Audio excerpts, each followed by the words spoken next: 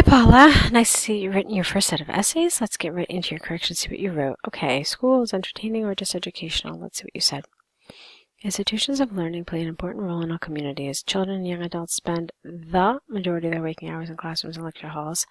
I believe that these institutions should find new interesting ways to keep learners focused, 1S, on their studies and avoid losing the attention of kids with learning disabilities. Okay, first of all, this needed some punctuation here, okay?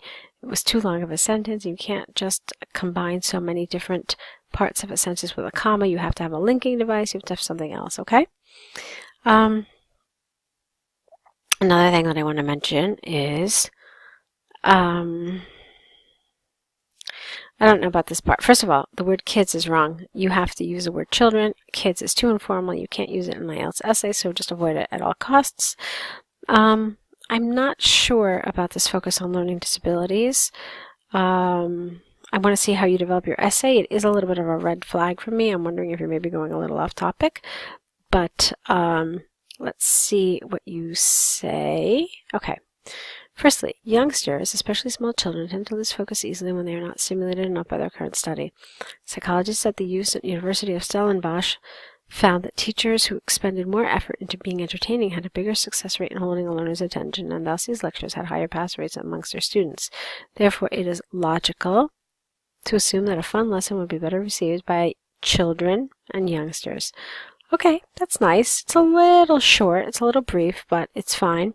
It's done what it's supposed to do, and it's appropriate. So let's move on. Secondly, children with learning abilities, I think you mean disabilities, no? So, children with learning disabilities already suffer from a deficit when compared to other children. Therefore, lecture structures in fun and interesting ways could potentially inspire more attention and concentration in these kinds of learners.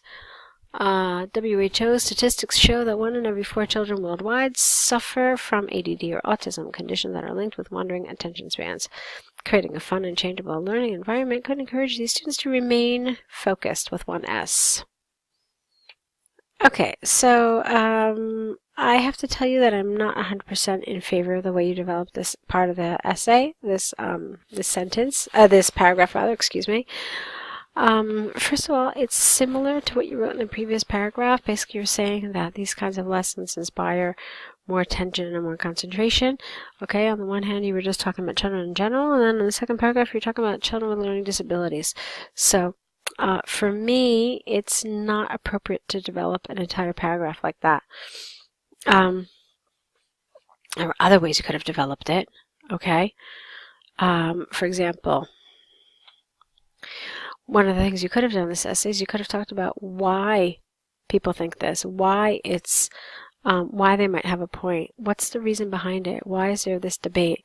So, is there some validity to this argument? Is there some reason why perhaps yes, there's a reason why we're saying that schools should only be educational. So that's one thing you could have talked about in your body paragraph.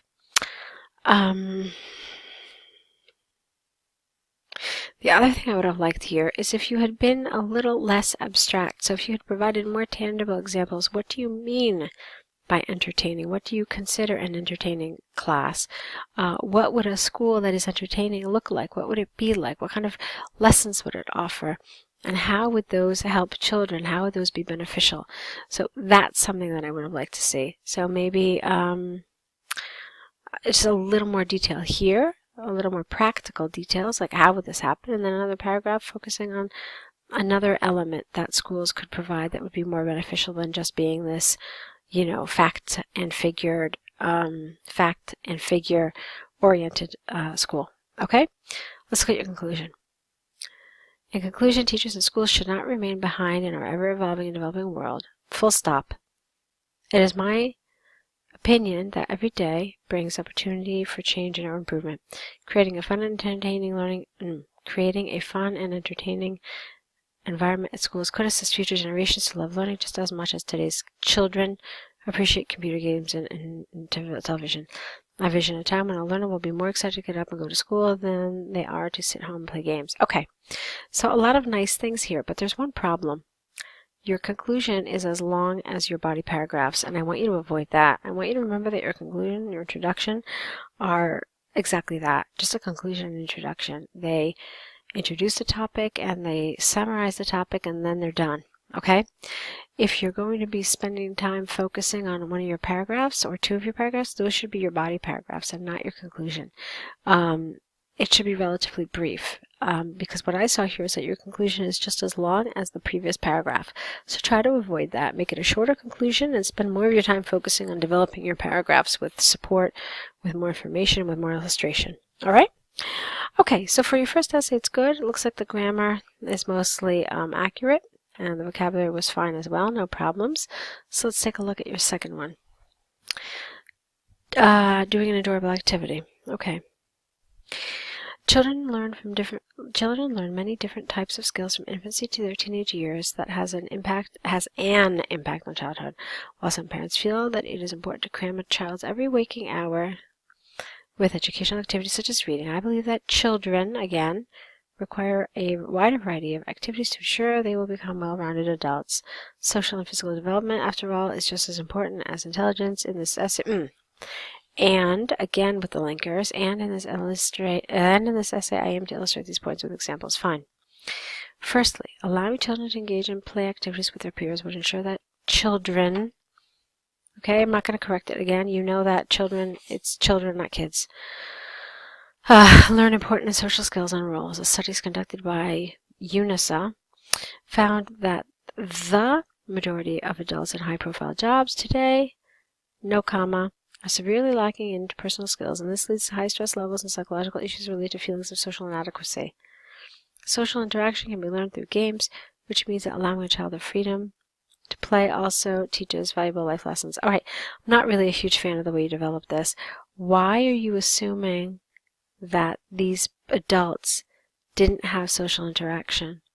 All right, that's a little strange to me. So I felt like I wasn't well developed. You're not really supporting it. You're telling me that, I mean, it sounds like these people, for them to be in high-profile jobs, they must be doing something right, right?